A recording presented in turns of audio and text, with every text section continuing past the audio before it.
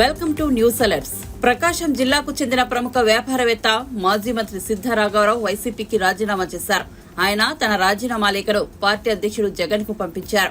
వ్యక్తిగత కారణాల వల్ల పార్టీకి రాజీనామా చేస్తున్నట్లు లేఖలో పేర్కొన్నారు. అంతకు మించి లేఖలో మరే విషయం ప్రస్తావించలేదు. సిద్ధ రాఘవరావు 2014లో టీడీపీ కూటమి గెలిచినప్పుడు చంద్రబాబు కేబినెట్ లో అటవీ శాఖ మంత్రిగా పనిచేశారు. ఆయన దర్శి నియోజకవర్గం నుంచి ఎమ్మెల్యేగా గెలుపొందారు. అయితే 2019 ఎన్నికల్లో సిద్ధ ఒంగోలు ఎంపీగా పోటీ చేసి ఓటమి పాలయ్యారు. ఆ తర్వాత ఏడాదికే ఆయన తన కుమారుడు సుధీర్తో కలిసి వైసీపీలో చేరారు. ఈసారి ఎన్నికల్లో సిద్ధ కుటుంబం కోరుకున్న దర్శి స్థానం దక్కకపోగా అద్దంకి, మార్కాపురం, ఒంగోలు అసెంబ్లీ స్థానాలను వైసీపీ ప్రభుత్వం ప్రతిపాదించింది. అయితే వీటి పట్ల సిద్ధ రాఘవరావు ఆసక్తి చూపించలేదు.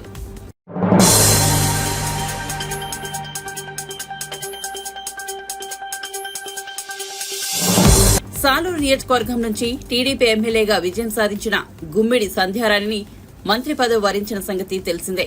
ఆమెకు మహిళా, శిశు సంక్షేమం, గిరిజన వ్యవహారాల శాఖలు అప్పగించారు. ఈ నేపథ్యంలో గుమ్మిడి సంధ్యారాణి ఏపీ సచివాలయంలోని తన ఛాంబర్లో మంత్రిగా బాధ్యతలు స్వీకరించారు. ఈ సందర్భంగా ఆమె మాట్లాడుతూ గిరిజన ఆశ్రమ పాఠశాలల్లో ఏఎన్ఎంలను నియమిస్తున్నామని అన్నారు. గిరిజన పాఠశాలలో డ్రాప్ అవుట్లను నివారిస్తామని చెప్పారు. ఐటీడీఏ, ఐసీడీఎస్ లను ప్రక్షాళన చేస్తున్నామని వివరించారు. అంగన్వాడీల సమస్యలు ఒక్కొక్కటిగా పరిష్కరిస్తామని వెల్లడించారు. సెక్రటేరియట్ 3వ బ్లాక్ లో బాధ్యతల్ని స్వీకరించారు. ఆమె మహిళా, శిశు సంక్షేమ శాఖతో పాటు గిరిజన సంక్షేమ శాఖ మంత్రిగా బాధ్యతలు చేపట్టారు. ప్రత్యేక పూజల అనంతరం తొలి ఫైల్ పై మంత్రి సంధ్యారాణి సంతకం చేశారు.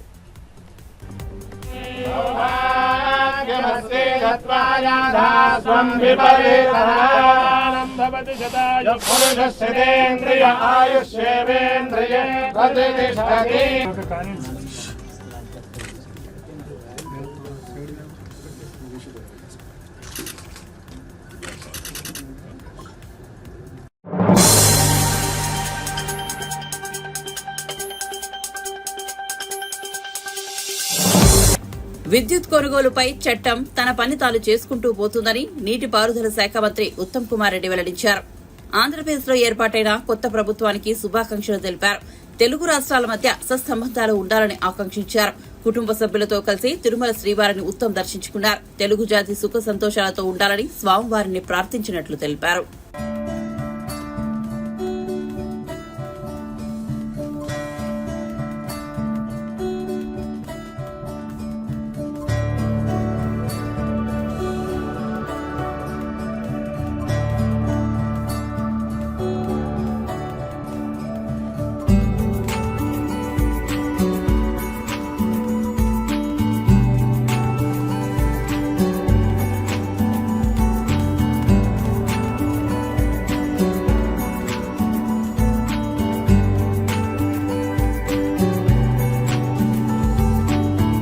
ఈరోజు నా సతీమణి కోదాడ ఎమ్మెల్యే పద్మావతి గారి జన్మదిన సందర్భంగా స్వామివారి ఆశీస్సుల కోసం దర్శనాని కోసం వచ్చినట్టు.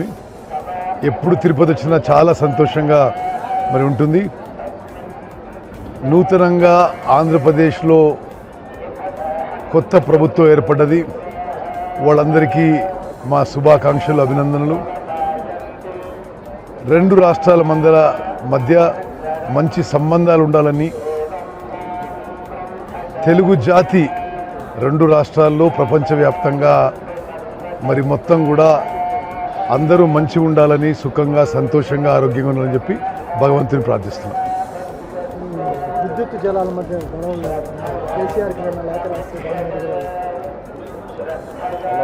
అది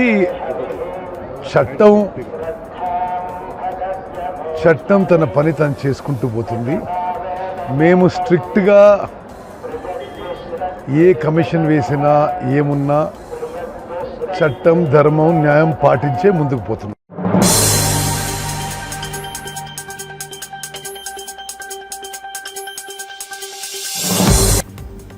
హైదరాబాద్ లో సోమవారం సాయంత్రం ఒక్కసారిగా భారీ వర్షం కురిసింది.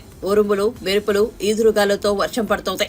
పెనుగాలులకు పలుచోట్ల చెట్ల కొమ్మలు విరిగిపడ్డాయి. గచ్చిబౌలి, మాదాపూర్, రాయదుర్గం, ఖైరతాబాద్, పంచాగుట్ట, లక్డీ కపూల్, అమీర్పేట, రాజేంద్రనగర్, అత్తాపూర్, ఎస్ఆర్ నగర్, ఎర్రగడ్డ, యూసఫ్గూడ, లంగర్ హౌస్, గండిపేట, శివరాంపల్లిలో భారీ వర్షం నమోదైంది.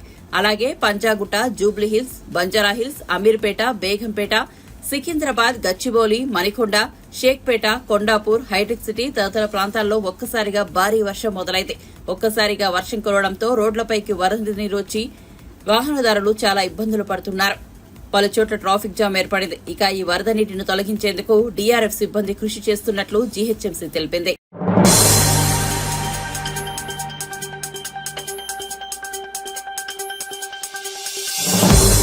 ఏపీలో టీడీపీ, జనసేన, బీజేపీ కూటమి అధికారంలోకి వచ్చిన సంగతి తెలిసిందే. ఈ నేపథ్యంలో ఏపీ నూతన అసెంబ్లీ తొలిసారి సమావేశం కానుంది. జూన్ 24 నుంచి ఏపీ అసెంబ్లీ సమావేశాలు జరగనున్నాయి. జూన్ 26తో ఈ సమావేశాలు ముగుస్తాయి. రాష్ట్రంలో ఎన్నికలు పూర్తయినందున నూతనంగా ఎన్నికైన ఎమ్మెల్యేలతో అసెంబ్లీలో గవర్నర్ ప్రమాణ స్వీకారం చేయించే కార్యక్రమం జరగాల్సి ఉంది. వాస్తవానికి ఏపీ అసెంబ్లీ సమావేశాలు జూన్ 19 నుంచి నిర్వహించాలని భావించారు. అయితే గవర్నర్ అబ్దుల్ నజీర్ బక్రీద్ సెలవుల్లో ఉండటంతో ఏపీ అసెంబ్లీ సమావేశాలను ఈ నెల 24 నుంచి జరపాలని నిర్ణయించారు. ఈ నెల 24న ప్రొటెం స్పీకర్ను ఎన్నుకుంటారు. అనంతరం కొత్త ఎమ్మెల్యేలతో ఆయన ప్రమాణ స్వీకారం చేస్తారు. కాగా ఏపీ అసెంబ్లీ కొత్త స్పీకర్ అయ్యన్న పాత్రుడు అంటూ వార్తల్లో ప్రచారం జరుగుతున్నాయి. డిప్యూటీ సీఎం పదవి జనసేనకు ఇస్తారని కూడా కథనాలు వస్తున్నాయి. వీటిపై కూటమి నుంచి ఎలాంటి ప్రకటన రాలేదు.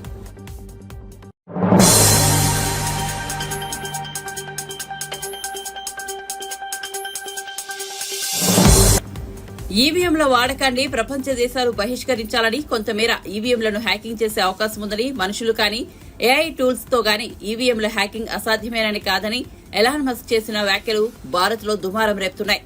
మస్క్ వ్యాఖ్యలను విపక్షాలు ఓ ఆయుధంగా మలుచుకునే ప్రయత్నం చేస్తున్నాయి. భారత్ లో ఈవీఎంలు బ్లాక్ బాక్సులు వంటివని, వాటిని కనీసం పరిశీలించేందుకు కూడా ఎవరిని అనుమతించరని రాహుల్ గాంధీ వ్యాఖ్యానించారు. ఈ నేపథ్యంలో AP BJP chief, Rajahmundry MP Daggubati Purandeswari స్పందించారు. ఈవీఎంలను హ్యాక్ చేయవచ్చంటున్న ఎలాన్ మస్క్ ను భారత ఎన్నికల సంఘం ఆహ్వానించాలని, ఈవీఎంను ఎలా హ్యాక్ చేయవచ్చో నిరూపించేందుకు అతనికి ఓ అవకాశం ఇవ్వాలని వ్యంగ్యం ప్రదర్శించారు. ఈవీఎంలపై పరిశోధనలకు ఎన్నికల సంఘం చాలా మందికి అవకాశం ఇచ్చిందని, కానీ ఎవరూ హ్యాక్ చేయలేకపోయారని పురంధేశ్వరి స్పష్టం చేశారు. ఈ మేరకు ఆమె ట్వీట్ చేశారు.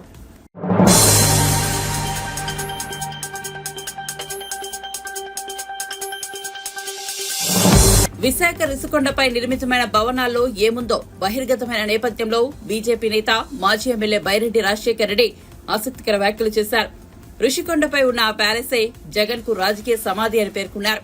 2019 ఎన్నికల్లో ఇలాంటి నేతను ఎన్నుకున్నామా అని జగన్మోహన్ రెడ్డిని జనం చీకొడుతున్నారని అన్నారు. జగన్ మళ్లీ జనంలోకి వస్తా అంటున్నాడని, అదే జరిగితే జగన్ పై జనం చెప్పులు, బూట్లు వేస్తారని బైరెడ్డి స్పష్టం చేశారు. జగన్ తన గొయ్యిని తానే తవ్వుకున్నాడని విమర్శించారు. పేదల కోసం శ్రమించే నాయకులు చంద్రబాబు, నారా లోకేష్ అని బైరెడ్డి కొనియాడారు. వాలంటీర్ల వ్యవస్థపై కూటమి ప్రభుత్వం ఇంకా ఎలాంటి నిర్ణయం తీసుకోలేదని వెల్లడించారు. నందికొట్కూరులో పనిచేసే కొందరు వాలంటీర్లు ప్రభుత్వ పాఠశాలల్లో వంట చేసే ఉద్యోగాల పేరిట 1,00,000 చొప్పున వసూలు చేసినట్లు తెలిసిందని అన్నారు. ఇలాంటివి చంద్రబాబు ఏమాత్రం సహించరని బైరెడ్డి స్పష్టం చేశారు. కేవలం వాళ్ళ యొక్క పొగరుబోతుతనంతోనే వాళ్ళ గొయ్యి వాళ్ళు దవ్వుకున్నారు. పూర్తి ఈరోజు మనం చూస్తుంటే అన్ని పాస్బుక్ల మీద వాళ్ళ ఫోటోలే జగన్మోహన్ రెడ్డి. అదే రకంగా మరి సర్వే చేయించి దాని మీద రాళ్ళు బాతితే వాటి మీద కూడా ఆయన చివరకు నేను గ్రామాలలో తిరుగుతుంటే పిల్లలకు స్కూలు పిల్లలకు పెట్టే భోజనం దాంట్లో గుడ్డు ఇచ్చేటటువంటి ఆ ప్రోగ్రాం, ఆ గుడ్డు మీద కూడా జగన్మోహన్ రెడ్డి ఫోటో. ఏంటి? అందుకే ఆయనను ఈ రకంగా ఓడించారు. చూడండి, నిన్న రిషికొండ, ఆ రిషికొండ ప్యాలెసే ఆయన సమాధి. ఈరోజు అక్కడ ఏదో వింటుంటాం మనం, తాజ్మహల్ కట్టారు, ఎవరో నూర్జహాన్ చనిపోతే షాజహాన్ కట్టించాడు ఆమె మీద ప్రేమతో అని చెప్పి. ఈరోజు తనంతకు తాను సమాధి కానీకనే ఆ ప్యాలెస్ కట్టించుకుంది, రాజకీయ సమాధి. ఏది మన రిషికొండ. చిచి, అందరూ ప్రజలంతా చీకొడతా ఉన్నారు. ఎటువంటి వాడిని ఎన్నుకుంటేవిరా మనము, ఇటువంటి వాడిని ఏమరా అని చీ అని వాళ్ళంతకు వాళ్ళే ప్రజలంతా చీకొట్టే పరిస్థితికి తెచ్చుకున్నాడు ఆయన. ఆయన ఏదో నేను మళ్ళీ తిరుగుతా అంటున్నాడు. నువ్వు తిరిగితే ఆ రోజు నీకు కోడి కట్టి అని ఒకటి పెట్టివి, మళ్ళీ ఏదో గురకరాయితో కొట్టించుకొని మ్యాచ్ ఫిక్సింగ్ పెట్టుకుంటుంది. ఈసారి గురకరాలు కాదు, నీ మీద పడేది చెప్పులు, బూట్లు. అదే రకంగా మరి ఏం రాళ్ళు పడతాయో తెలియదు. అంతన దుర్మార్గము. ఏ రాచరికమా? రాజు నువ్వేమన్నా దాని నుంచి వచ్చింది నీకు రాచరికము? ప్రజలు ఎన్నుకోవాలా? ఆయన అంత ప్యాలెస్ కట్టా అంటే అది ఏదో ఇంకా మొత్తము అనౌన్స్ చేసేటట్టుగా ఉన్నాడు ఆయన. ఒకటేసారి నేనే రాజును, ఎవడు లేడు, ఎలక్షన్లు లేవు, లేకపోతే ఎందుకు కట్టిస్తారా? ఎట్లా దుర్మార్గమైన చర్యలు ఈరోజు పతనానికి మరి అవి ఈరోజు ఆయన పతనం ఆయన్నే తెచ్చిపెట్టుకున్నారు. Yes, purchased problems. నాకు తెలిసి చెప్తున్నా, గొయ్యి ఆయన్నే తవ్వుకొని దాంట్లో ఆయన్నే పూడ్చుకున్నాడు. ఓకే, అదంతా జగన్మోహన్ రెడ్డి గారి వ్యవహారం. ఎకనామికంగా 5 సంవత్సరాలు పరిపాలన చేసినటువంటి ఈ పరిపాలన అంతమైంది. ఇంకా పేదలు, బీద, బిక్కి అన్నటువంటి వారి బాగోగుల కోసరం, నిరుద్యోగుల బాగు కోసరం, రైతుల బాగు కోసరం, మరి బలహీన బడుగు వర్గాల బాగు కోసమే చంద్రబాబు నాయుడు, లోకేష్ గారు ఇద్దరు కూడాను మరి శ్రమిస్తారు. తప్పనిసరిగా వారికి న్యాయం జరిగేంత వరకు కూడా, ప్రతి కుటుంబానికి న్యాయం జరిగే వరకు ఊరుకున్నారు. కానీ ఒకటే నేను నా దృష్టికి వచ్చిన చెప్తున్నా, చంద్రబాబు నాయుడు గారి దృష్టి కూడా తీసుకెళ్తాం తొందరలో. కొంతమంది నందికొట్కు నియోజకవర్గంలో ఇంకా వాలంటీర్ వ్యవస్థ అనేది ఏ రకంగా ఉంటుంది, ఏంటి పద్ధతి, ఎంతమంది ఉంటారు, అసలు ఉంటుందా లేదా అనేది కూడా తెలియకముందే నేను వాలంటీర్గా చేస్తాము అని ₹1,00,000 గుంజుకుంటున్నట్టుగా మనకు ఒక సమాచారం ప్రతి గ్రామం నుంచి వస్తూ ఉంది. ఈ తోలు తీస్తాం ఏమనుకుంటున్నారో మీరు పేదల దగ్గర ఈ రకంగా పేదలకు రూల్ ప్రకారంగా చంద్రబాబు నాయుడు పరిపాలనలో ఏమి నిర్దేశిస్తారో దాని ప్రకారంగా జరగాల్సిందే. కానీ మీరు ఈ వాళ్ళ పోస్టులు, వంట చేస్తారు స్కూళ్ళల్లో, వాళ్ళ పోస్టులకు డబ్బు గుంజుకోవడము, లేకపోతే వాలంటీర్లు ఒకరొకరి దగ్గర ₹1,00,000 గుంజుకోవడము, లేకపోతే పోస్టులు వేపిస్తామని చెప్పి డబ్బులు గుంజుకోవడం, ఇది చేస్తే మీ తోలు తీసి ఉప్పు కారం పట్టించి కుట్లేస్తాం. చూడండి, జాగ్రత్త. ఈ పేదల ప్రభుత్వం చంద్రబాబు నాయుడు గారికి ఏ రకమైన మచ్చ వచ్చినా ఒప్పుకునేది లేదు. అందుకే మేము ఇంతకాలము ఈ అవినీతి పరిపాలన మీద మేము యుద్ధం చేశాం. మరి తెలుగుదేశం పార్టీని గెలిపించుకున్నాం, ఈ దొంగనా కొడుకులను ఓడగొట్టినాం. మీరు కూడా ఈ రకమైన పద్ధతుల్లో పోతే మీకు శాస్తి తప్పదు. మీరేదో వాలంటీర్ పోస్టుకు ₹1,00,000 లేకపోతే ఇంకోటి గ్రామాలలో లిస్టు తయారు చేసుకొని చేస్తున్నట్టుగా తెలుస్తుంది. ఒప్పుకునే ప్రసక్తి లేదు. చంద్రబాబు నాయుడు గారు అసలు ఒప్పుకోరు దీనికి. అవినీతి లేనటువంటి పరిపాలన ఇవ్వాలనే మేమంతా కూడా, అది ఎక్కడైనా కానీ ఆంధ్రప్రదేశ్లో లేకపోతే నంద్యాల పార్లమెంటులో ఎక్కడైనా దానికోసమే కృషి చేస్తాం, శ్రమిస్తాం తప్ప ఇంకోటి కాదు. ఈ రకంగా వసూళ్లకు పాల్పడితే మాత్రం ఈ తోలు తీసేది ఖాయమని చెప్పి తెలుస్తుంది.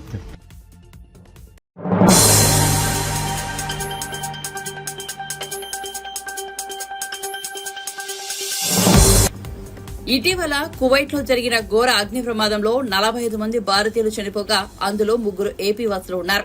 మృతుల కుటుంబాలకు ఏపీ నూతన ముఖ్యమంత్రి చంద్రబాబు 5 లక్షల చొప్పున సాయం ప్రకటించారు. దీనిపై వైసీపీ ఎంపీ విజయసాయిరెడ్డి స్పందించారు. కువైట్ అగ్ని ప్రమాద మృతుల కుటుంబాలకు చంద్రబాబు నాయకత్వంలోనే ఏపీ ప్రభుత్వం ప్రకటించిన 5 లక్షలు ఏ మూలకు సరిపోవని, అంత తక్కువ మొత్తంలో సాయం ప్రకటించడం వారిని అవమానించడమేనని విమర్శించారు. నాడు విశాఖపట్నంలో ఎల్జీ పాల్మర్స్ పరిశ్రమలో గ్యాస్ లీక్ ఘటన మృతుల కుటుంబాలకు జగన్ ₹1 కోటి ఇచ్చి పరిహారం అందించారని విజయసాయిరెడ్డి గుర్తు చేశారు.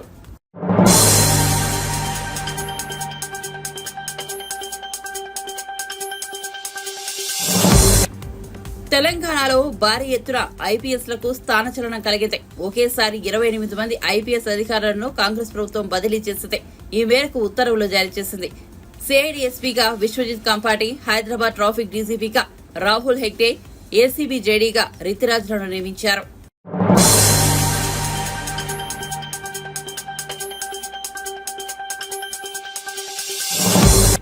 5 ఏళ్ల కిందట లోక్సభ ఎన్నికల్లో 2 చోట్ల పోటీ చేసి కేవలం వాయనాడ్లో మాత్రమే నెగ్గిన కాంగ్రెస్ అగ్రనేత రాహుల్ గాంధీ 2024 ఎన్నికల్లో 2 చోట్ల పోటీ చేసి 2 చోట్ల ఘన విజయం సాధించారు. వాయనాడ్తో పాటు రాయబరేలీలోనూ రాహుల్ గెలుపు రుచి చూశారు. అయితే ఈ రెండింటిలో ఏ స్థానాన్ని వదులుకోవాలన్నది ఆయనకు పెద్ద సమస్యగా మారింది. 2019లో ఎదురుగాలిలోనూ తనను ఎంతో ఆదరించి అక్కున చేర్చుకున్న వాయనాడ్ నియోజకవర్గం ఒకవైపు పోయిన ప్రభావాన్ని ఈసారి ఎన్నికల్లో తిరిగి అందించిన రాయబరేలీ మరోవైపు రాహుల్ సందిగ్ధంలో పడేశాయి. తీవ్రంగా ఆలోచించిన మీదట ఆయన కేరళలోని వాయనాడ్ స్థానాన్ని వదులుకోవాలని నిర్ణయించుకున్నారు. వాయనాడ్ నుంచి రాహుల్ సోదరి ప్రియాంక గాంధీ బరిలో దిగడం ఖరారైంది. దీనిపై రాహుల్ స్పందిస్తూ వాయనాడ్ను వదులుకోవాలా, రాయబరేలీని వదులుకోవాలా అనే అంశంలో తీవ్రంగా మొదలుపడ్డామని వెల్లడించారు. వాయనాడ్ ఎప్పటికీ తన హృదయానికి దగ్గరగా ఉంటుందని, ఇక మీదట వాయనాడ్కు తరచుగా వస్తుంటానని తెలిపారు. కాగా రాహుల్ వాయనాడ్ వదులుకుంటున్న విషయాన్ని కాంగ్రెస్ జాతీయ అధ్యక్షుడు మల్లికార్జున ఖర్గే ప్రకటించారు. ఏఐసీసీ సమావేశంలో చర్చించిన మీదట ఈ నిర్ణయం తీసుకున్నట్లు తెలిపారు. मेरा रायबरेली से और वायनाड से इमोशनल कनेक्शन है. पिछले 5 सालों में मैं वायनाड का एमपी था और वायनाड के सब लोगों ने, हर पार्टी के लोगों ने प्यार दिया, तो उसके लिए मैं दिल से धन्यवाद करता हूँ और पूरी ज़िंदगी उसको याद रखूँगा. प्रियंका वायनाड से चुनाव लड़ेगी, मगर मैं भी पीरियोडिकली वायनाड जाऊँगा और जो वायदे हमने वायनाड को किए थे उनको हम पूरा करेंगे. रायबरेली का पुराना रिश्ता है, काफ़ी खुशी हो रही है कि मैं उनको फिर से रिप्रेजेंट करूँगा, मगर आसान निर्णय नहीं था, मुश्किल निर्णय था क्योंकि जुड़ाव दोनों के साथ है. सो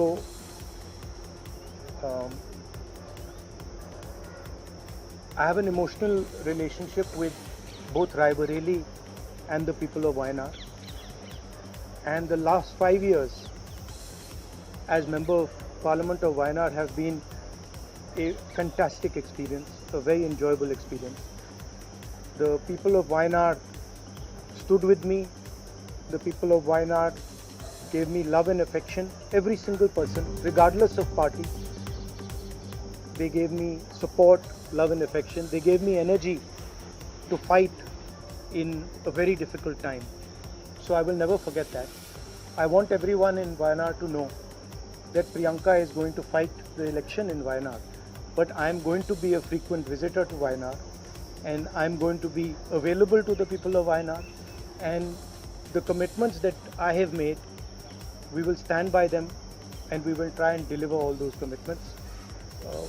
She's going to fight the election. I'm confident she's going to win the election, and she's going to be a very good representative for the people of Wayanad. People of Wayanad can think about it like this. You have now 2 members of parliament. One is my sister and one is me. And my doors are always open for you throughout the rest of my life. And I love every single person in Wayanad. Thank you.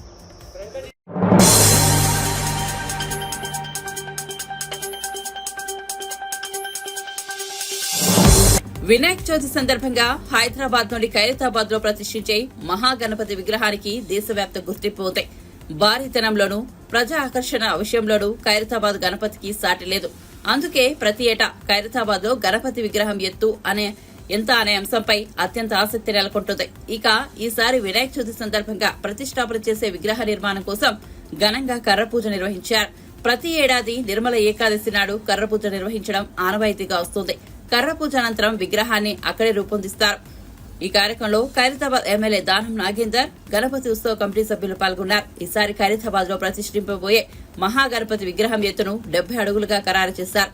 దీనిపై దానం నాగేందర్ స్పందిస్తూ గణేష్ చతుర్థి ఉత్సవాలను ఈసారి ఘనంగా నిర్వహిస్తామని, భక్తులకు ఎలాంటి లోటు రానివ్వమని స్పష్టం చేశారు. పోలీస్ భద్రత పెంచాలన్న విషయాన్ని సీఎం రేవంత్ రెడ్డికి వివరిస్తామని వెల్లడించారు.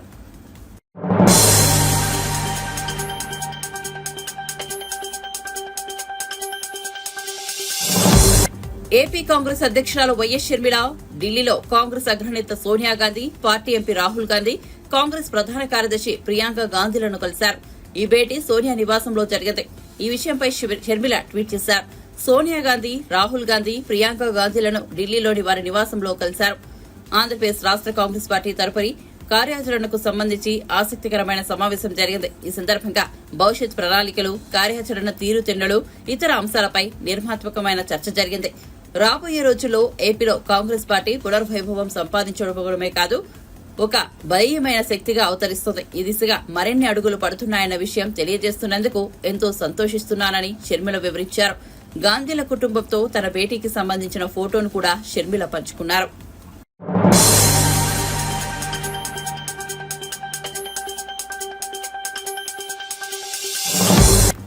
మహబూబాబాద్ జిల్లాకు చెందిన ఓ బాలిక ఇటీవల మియాపూర్లో అత్యాచారానికి గురైన విషయం తెలిసిందే. లక్ష్మతండాకు చెందిన నరేష్, శారదా దంపతుల 3 వారాల కిందట కూలి పనుల కోసం హైదరాబాద్ లోని మియాపూర్ వచ్చారు. వారి కుమార్తె ఇంటి నుంచి కిరాణా దుకాణానికి వెళ్లి తిరిగి రాలేదు. అయితే అదే వీరిలో ఓ చెత్త కుప్పలో ఆ బాలిక విగత జీవురాలుగా కనిపించింది. బాలికను అత్యాచారం చేసి చంపి ఉంటారని భావిస్తున్నారు. ఈ నేపథ్యంలో మంత్రి సీతక్క మహబూబాబాద్ జిల్లాలో అత్యాచార బాధితురాలి కుటుంబాన్ని పరామర్శించారు. బాలిక తల్లిదండ్రులకు 50,000 ఆర్థిక సాయం చేశారు.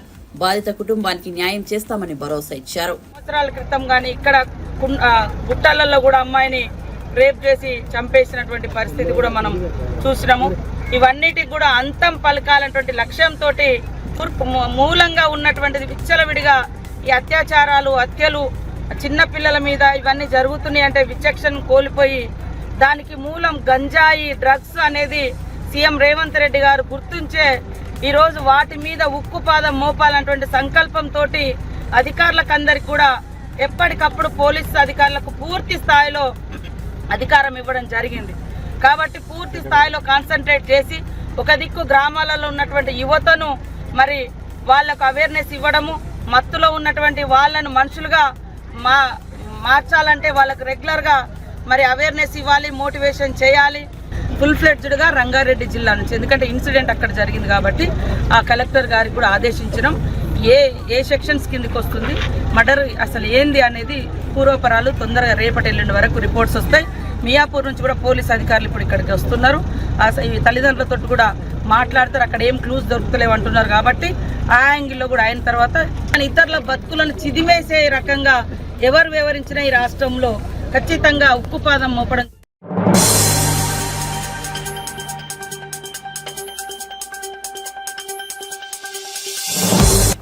తిరుమలలో సెప్టెంబర్ నెలకు సంబంధించి ఆర్జిత సేవా టికెట్ల కోటాను టీటీడీ విడుదల చేయనుంది.